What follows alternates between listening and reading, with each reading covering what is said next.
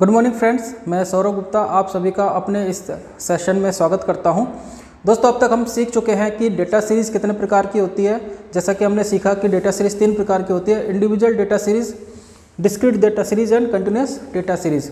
और इससे पहले की वीडियो में हम सीख चुके हैं कि इन तीनों प्रकार की डेटा सीरीज़ के लिए हम मीन वैल्यू किस तरीके से कैलकुलेट करते हैं, मीडियन वैल्यू किस तरीके से कैलकुलेट करते हैं और मोड वैल्यू कैलकुलेट करने के लिए आज हम इस वीडियो को लेकर के आ रहे हैं। तो आज की इस वीडियो में हम सीखेंगे कि मोड होता क्या है और किस तरीके से इसको कैलकुलेट किया जाता है। तो चलिए शुरू करते हैं। एक एग्जांपल मैंने यहाँ पर बोर्ड पर लिखा हुआ है। ये वही वाला एग्जांपल है जो लास्ट वीडियो में हमने यूज़ किया था मीडियन कैलकुलेट करने के लिए। तो उसी एग्जाम्पल को लेकर के मैं आगे चल रहा हूँ। तो आइए देखते हैं क्या है। इस डेटा को देखते हुए हमको समझ में आ जाना चाहिए कि ये जो डेटा सीरीज़ है वो कौन सी डेटा सीरीज़ है। वो है इंडिविजुअल डेटा सीरीज़, क्योंकि ये हर वैल्यू इसमें इंडिविजुअली लिखी हुई है। अब बात करते हैं कि मोड होता क्या है। तो वो वैल्यू या ऑब्जर्वेशन जो कि सबसे ज़्यादा बार रिपीट होता है। मतलब इस एग्जाम्पल की अगर हम बात करें तो इसमें ऐसी कौन सी वैल्यू है जो सबसे ज़्यादा बार रिपीट हो रही है। तो जो वैल्यू सबसे ज़्यादा बार रिपीट होती है वो कहलाती है हमारा मोड। अगर फ्रीक्वेंसी के टर्म्स में बात करें, जैसे कि हम लोग डिस्क्रीट डेटा सीरीज और कंटिन्यूस डेटा सीरीज के रिस्पेक्ट में बात करेंगे, तो वहाँ पे जो डेटा है वो फ्रीक्वेंसी के साथ लिखा होता है। तो इसका मतलब क्या है कि जिसकी ज़्यादा फ्रीक्वेंसी वो हमारी वैल्यू क्या हो गई, मोड। तो यहाँ पे हम फ्रीक्वेंसी के रिस्पेक्ट में बातें करेंगे discrete data series and continuous data series के संदर्भ में। लेकिन अगर हमारे पास इंडिविजुअल डेटा सीरीज है तो हम मोड किस तरीके से कैलकुलेट करेंगे। तो इंडिविजुअल डेटा सीरीज में मोड कैलकुलेट करने में हमें कन्फ्यूजन ना हो, इसलिए हम सबसे पहला कंसेप्ट क्या यूज़ करते हैं कि इस पूरे डेटा को हम असेंडिंग ऑर्डर में अरेंज करते हैं। तो चलिए इसको हम असेंडिंग ऑर्डर में अरेंज करें।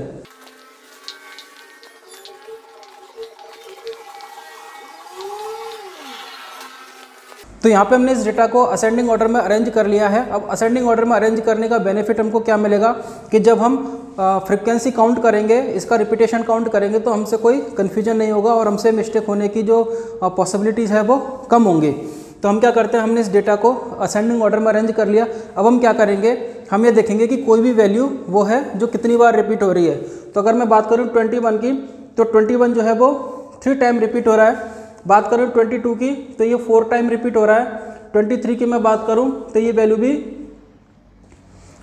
3 टाइम रिपीट हो रही है।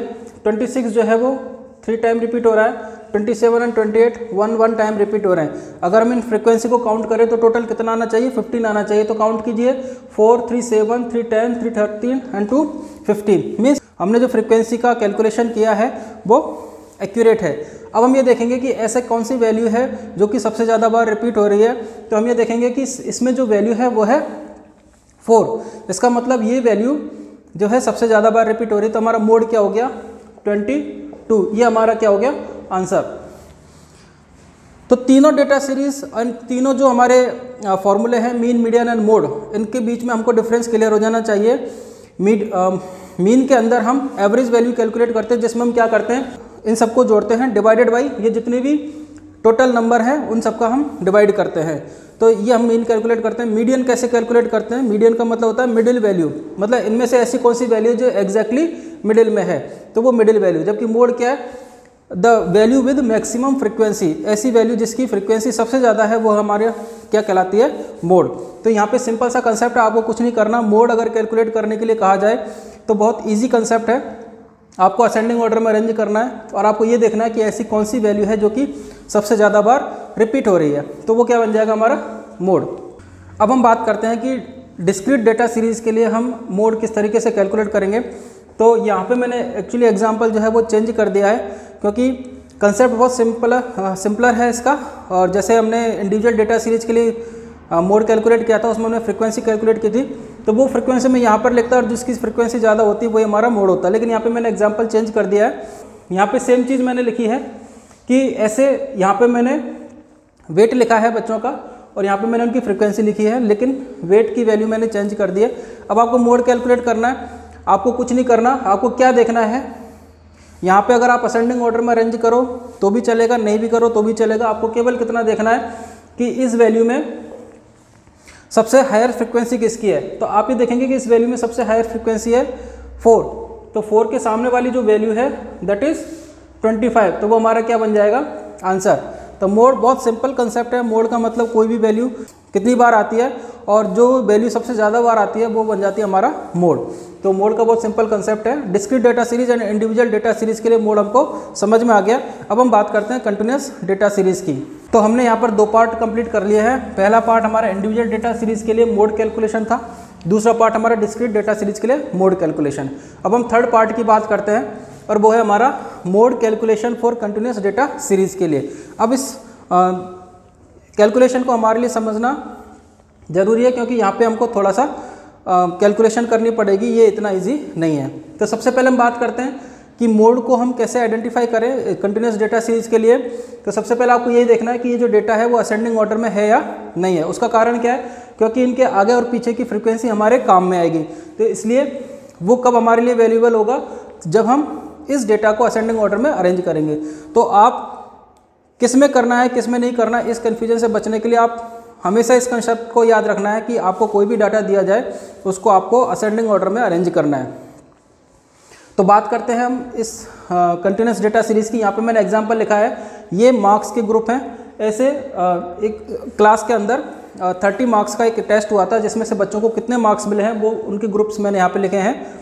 0 to 5 marks, 5 to 10 marks, 10 to 15 marks, 15 to 20 marks, 20 to 25 marks, 25 to 30 marks. और उनके सामने मैंने उनके फ्रीक्वेंसी लिखी है, मतलब नंबर ऑफ स्टूडेंट। ऐसे स्टूडेंट कितने थे जिनके 0 to 5 के बीच में मार्क्स हैं, तो वो हैं 2 स्टूडेंट। ऐसे स्टूडेंट कितने जिनके 5 to 10 के बीच में मार्क्स हैं, वो है 2 स्टूडेंट। तो फ्रीक्वेंसी को मैंने यहाँ पे मेंशन किया है।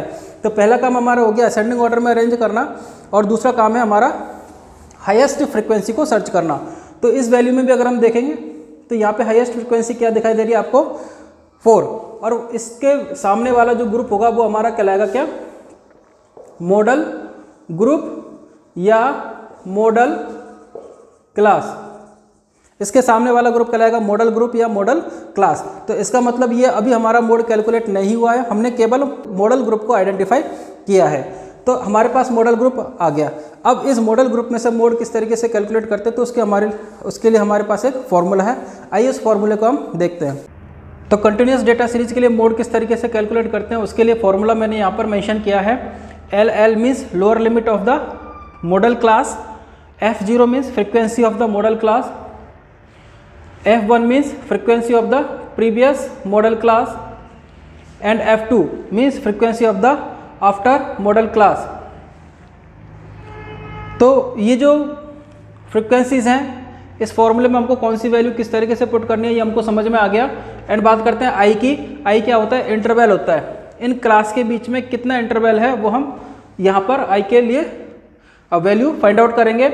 वैल्यू फाइंड आउट करने का तरीका मैंने बताया कि आई या क्लास इंटरवल किस तरह से फाइंड आउट करते हैं। तो upper limit minus lower limit, upper limit minus lower limit, upper limit minus lower limit.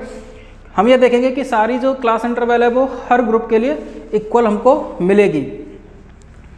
तो यहाँ पे अगर मैं आई की बात करूँ, सबसे पहले हम आई को फाइंड आउट करते हैं। तो इस ग्रुप की मैं बात करूँ तो अगर आपको आई कैलकुलेट करना हो तो आप कैसे करोगे, 5 - 0 इज इक्वल टू 5। तो हमारे पास आई की वैल्यू आ गई कितनी, 5। F0 की बात करूँ, मैंने कहा F0 frequency of the model class, तो वो हो गई हमारी 4। F0 क्या मिला हमको, 4। F1 frequency of the previous model class, तो F1 क्या मिला हमको, 2। एंड F2 हमको क्या मिला, F2 भी क्या हमारे लिए 2। फॉर्मूला हम देख लेते हैं एक बार। Lower limit plus F0 minus F1 divided by 2F0 minus F1 minus F2 multiplied by I. तो ये फॉर्मूला है, हमारे पास सारी वैल्यूज़ हैं। अब इस वैल्यूज़ को हमको पुट करना है। बात करते हैं हम लोअर लिमिट की। तो ये हमारा मॉडल क्लास और इस क्लास की लोअर लिमिट क्या है, 10। तो यहाँ पे LL लोअर लिमिट की वैल्यू क्या है, 10। तो ये सारी वैल्यू हमको मिल चुकी हैं। अब हमको क्या करना है, बस इन वैल्यूज़ को हमें फॉर्मूले में पुटअप करना है और हमें अपना आंसर कैलकुलेट करना है। तो यहाँ पे मैंने मोड का कैलकुलेशन लिखा है कि किस तरीके से हम मोड का कैलकुलेशन करेंगे। तो 10 लोअर लिमिट क्या थी हमारी, 10 थी। F0 था 4, F1 था 2, इसमें से हमने 4 में से -2 किया, divided by 2F0। 2F0 means F0 क्या था हमारा, 4, इसको हम 2 से मल्टीप्लाइड करेंगे, माइनस F1 कितना था हमारा, 2 था, और F2 भी क्या था, 2 था। तो हमने इन दोनों को माइनस किया, मल्टीप्लाइड बाई 5 मतलब क्लास इंटरवल। तो हमने वैल्यू पुट की और आंसर निकाला हमने, तो हमारा आंसर क्या मिला, 12.5। मतलब इस डेटा सीरीज के लिए हमारा जो आंसर है वो क्या है, 12.5 5। तो तीनों प्रकार की डेटा सीरीज के लिए हम मोड किस तरीके से कैलकुलेट करते हैं वो आपको समझ में आ गया होगा।